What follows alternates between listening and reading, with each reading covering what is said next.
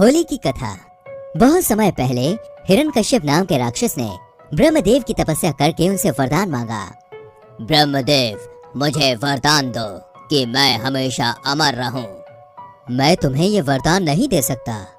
जब ब्रह्मदेव ने अमरता का वरदान देने से मना कर दिया तो हिरण्यकश्यप ने दूसरा वरदान मांगा।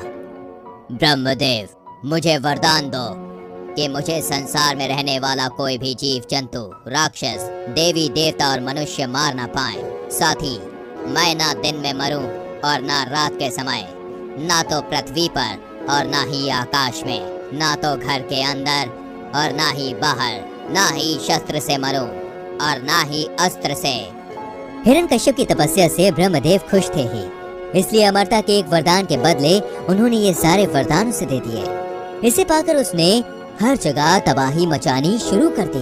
उससे सिर्फ मनुष्य ही नहीं, देवता भी परेशान रहने लगे। वो अपनी शक्ति से दुर्बलों को सताने लगा।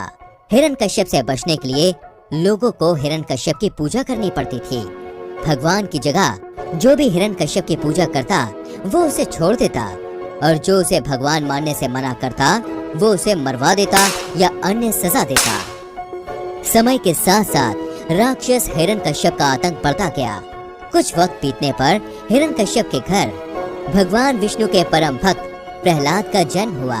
हिरण्यकश्यप ने प्रहलाद को कई बार विष्णु की पूजा करने से मना किया और कहा, मैं ही भगवान हूँ, तुम मेरी आराधना करो।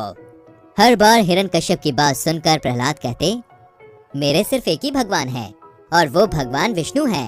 प्रहलाद की बातें सुनकर हिरण्यकश्यप ने उन्हें मारने की कई कोशिश की, लेकिन वो सफल नहीं हो सका। भगवान विष्णु अपनी शक्ति से हर बार हिरण्यकश्यप के सारे प्रयास विफल कर देते थे। एक दिन हिरण्यकश्यप के घर उसकी बहन होलिका आई। होलिका को आग में ना जलने का वरदान प्राप्त था। उसके पास एक कंबल था जिसे लपेटकर अगर वो आग में चली जाए तो आग उसे जला नहीं सकती थी। हिरण्यकश्यप को अपने बेटे से परेशान देखकर होलिका ने कहा, भैया, मैं अपनी गोद में प्रहलाद को लेकर आग में बैठ जाऊंगी, जिससे वह जल जाएगा और आपकी परेशानी खत्म हो जाएगी। हिरण्यकश्यप ने इस योजना के लिए हामी भर दी। उसके बाद होलिका अपनी गोद में प्रहलाद को बैठाकर आग पर बैठ गई। उसी वक्त भगवान की कृपा से होलिका का कंबल प्रहलाद के ऊपर आ गया और होलिका जलकर खाक हो गई। प्रहलाद एक बार फिर से प्रभु विष्णु की कृपा से बच गए। आग में जिस दिन होलिका जलकर भस्म हो गई थी, उसी दिन को आज तक होलिका दहन के नाम से जानते हैं। इसे बुराई पर अच्छाई की जीत के रूप में देखते हुए होलिका दहन के अगले दिन रंगों से होली खेली जाती है। दोस्तों, बुराई कितनी भी ताकतवर हो, लेकिन एक दिन अच्छाई की ही जीत होती है।